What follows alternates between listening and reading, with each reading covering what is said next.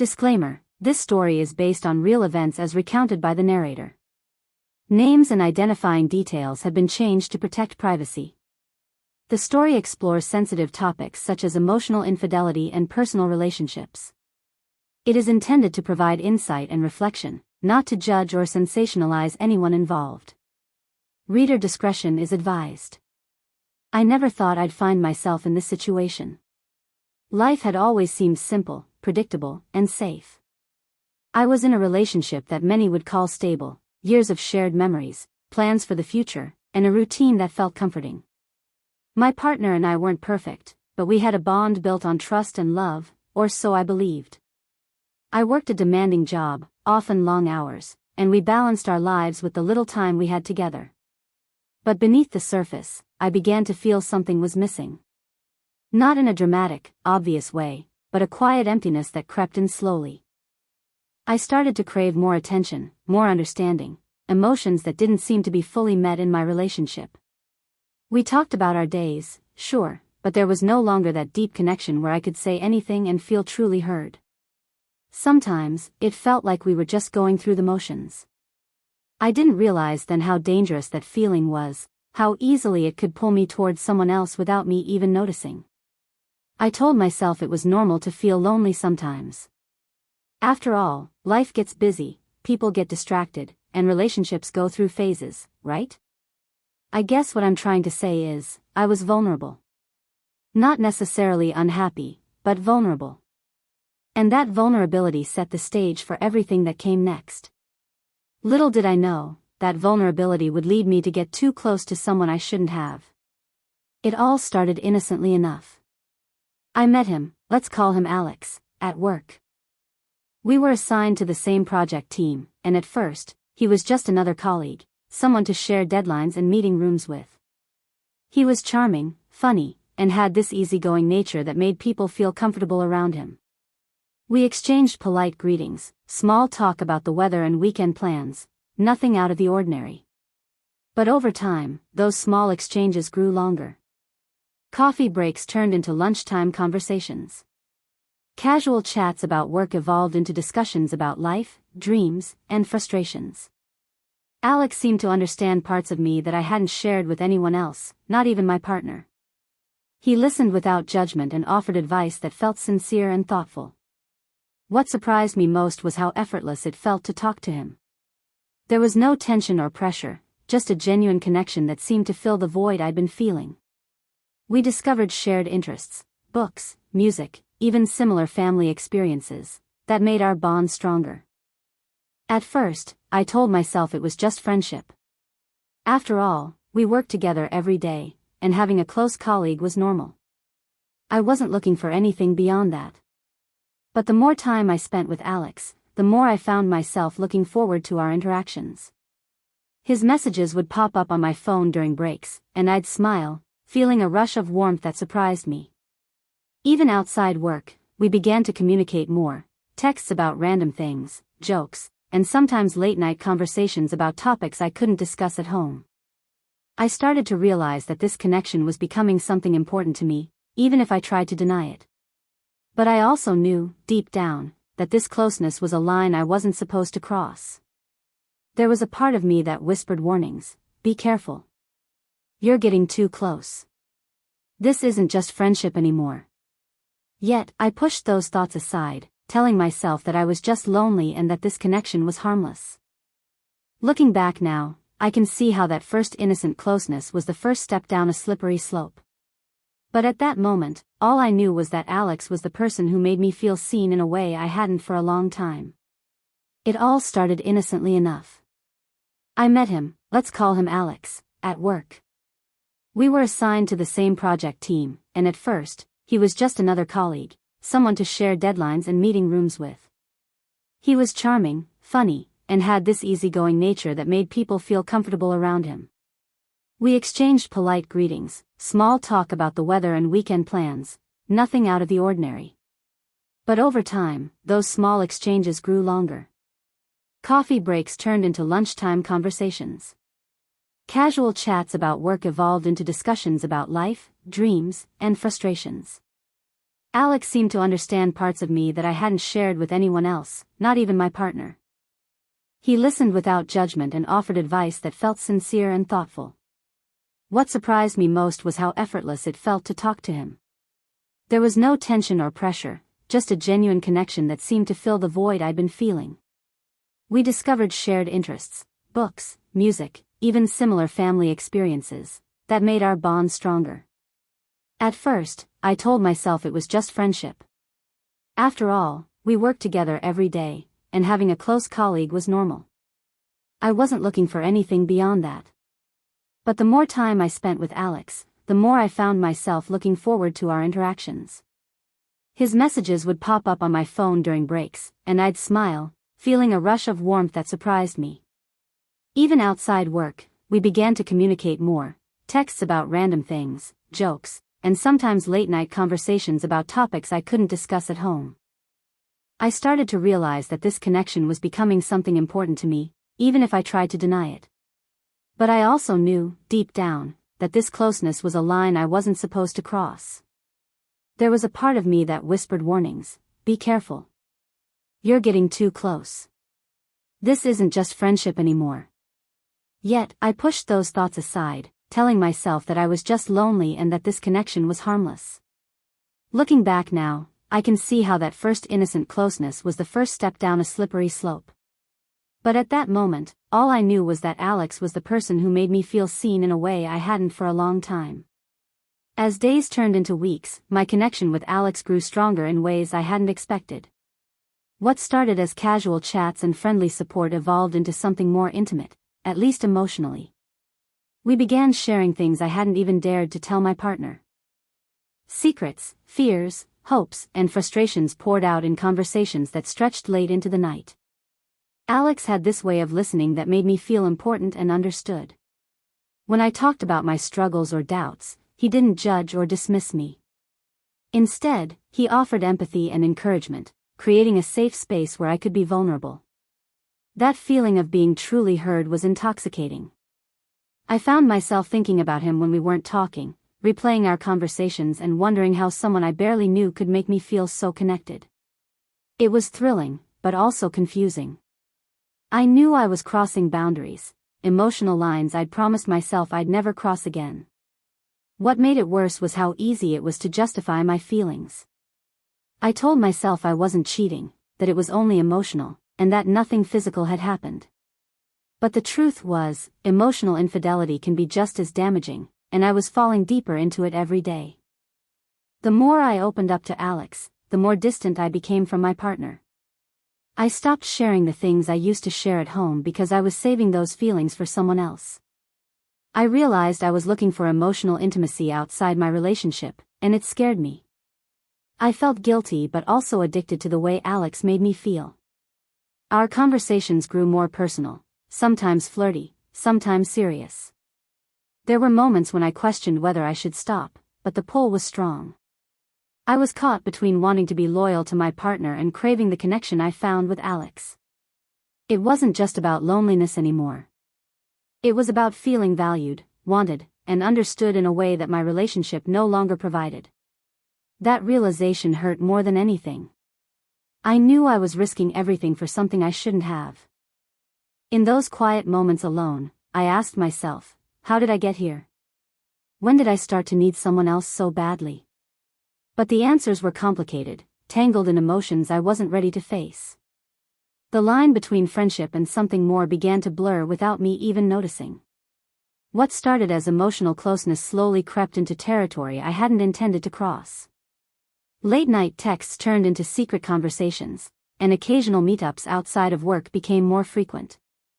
I told myself it was harmless, just two people finding comfort in each other's company. But deep down, I knew it was more than that. I started hiding my interactions with Alex from my partner. I would put my phone away quickly when they walked into the room or delete messages that felt too revealing. The secrecy made everything feel more thrilling but also heavier.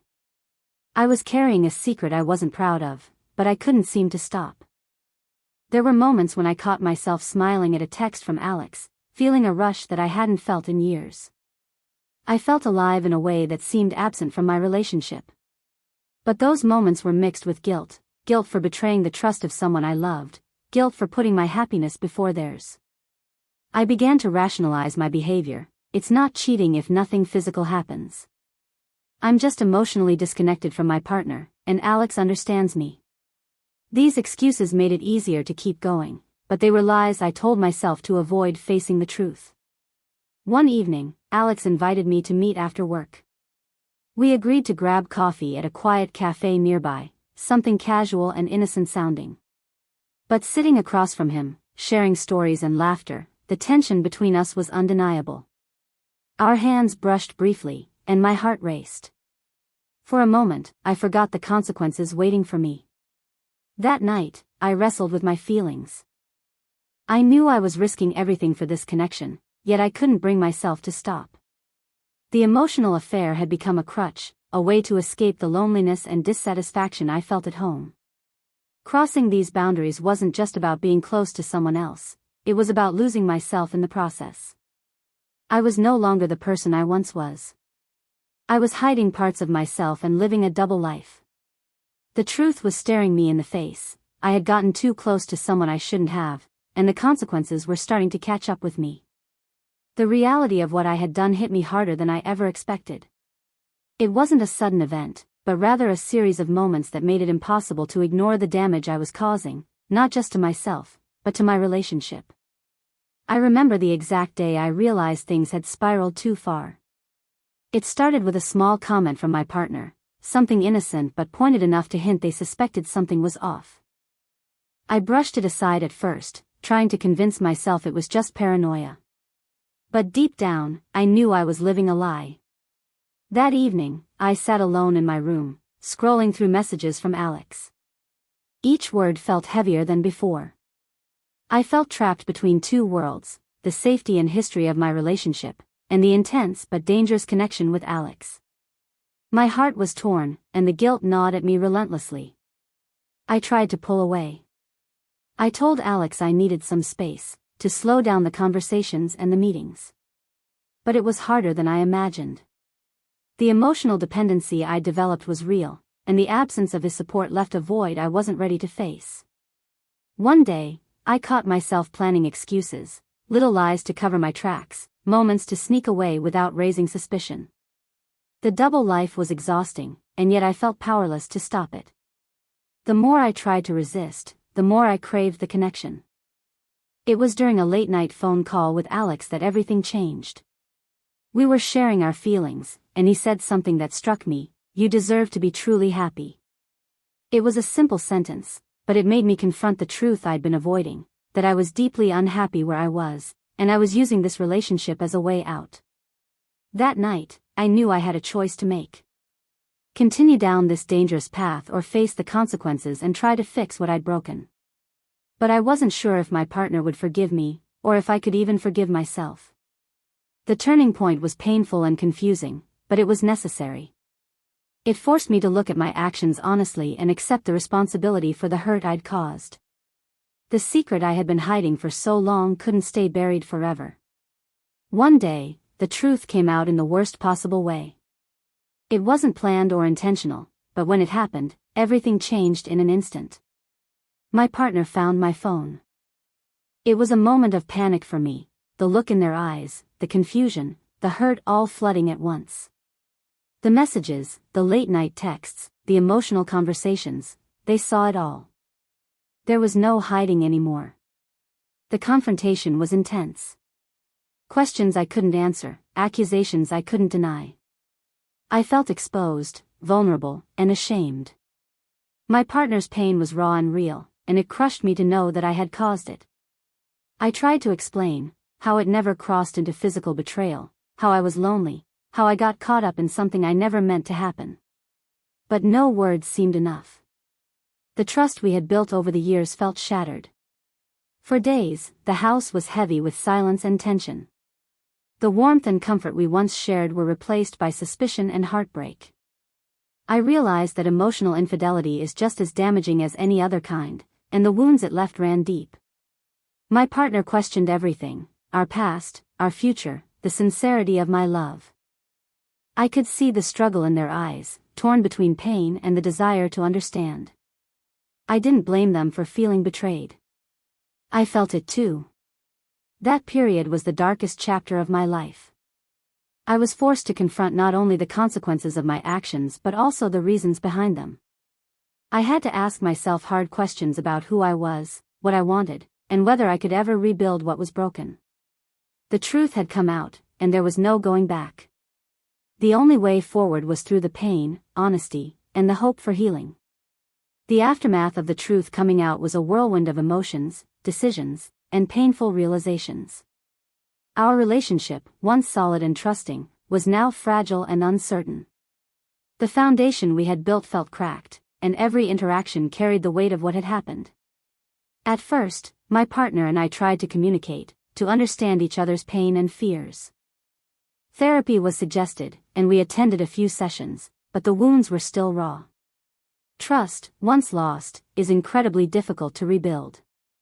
Every message I received, every phone call, felt like a test of my loyalty. I spent countless hours reflecting on my own behavior. What had driven me to seek emotional connection outside my relationship? How had I let myself get so vulnerable? The answers weren't simple. There was loneliness, yes, but also a lack of communication, unmet emotional needs, and moments when I had turned away instead of reaching out. I realized that emotional infidelity is often overlooked, but it can be just as damaging as physical betrayal.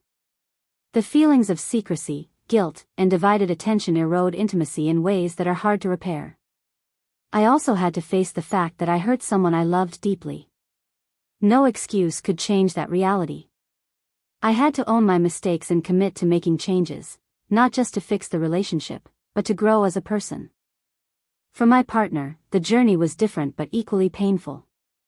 They had to decide whether forgiveness was possible or if this breach of trust was too great to overcome.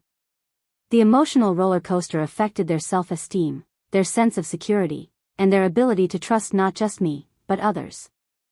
In this difficult time, I learned that healing requires honesty, patience, and effort from both sides. It's not a quick fix or a simple apology.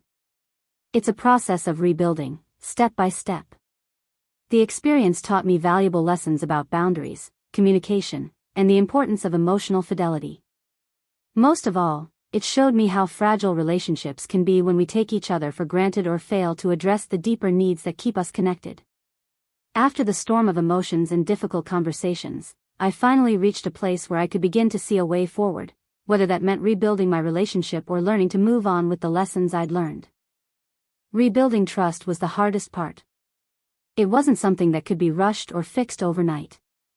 I had to be patient, transparent, and consistent in my actions. I made a conscious effort to be more present, to communicate openly with my partner, and to address issues before they grew into problems. I wanted to show that I was committed, not just with words, but with behavior. Therapy continued to be a crucial part of our healing process. It helped us explore not only what went wrong but also why, and how to create healthier patterns. It gave us tools to rebuild our connection and deal with the lingering pain. At the same time, I worked on myself. I confronted the loneliness and unmet emotional needs that had pushed me toward Alex in the first place. I learned to recognize when I was feeling vulnerable and to reach out to my partner instead of turning elsewhere. I became more aware of boundaries and how easily they can be crossed if not carefully respected. Whether or not our relationship survived, I understood the importance of emotional fidelity, the trust that goes beyond physical loyalty. It's about being emotionally honest and present with the person who matters most to you. If there's one thing I want others to take away from my story, it's this: emotional closeness with someone outside your relationship might feel harmless or even necessary at times, but it can lead to heartbreak and regret if it crosses into betrayal. Getting too close to someone you shouldn't have taught me a painful but invaluable lesson about love, trust, and the fragility of human connection. And now, I move forward, wiser, more aware, and committed to honoring the relationships that truly matter.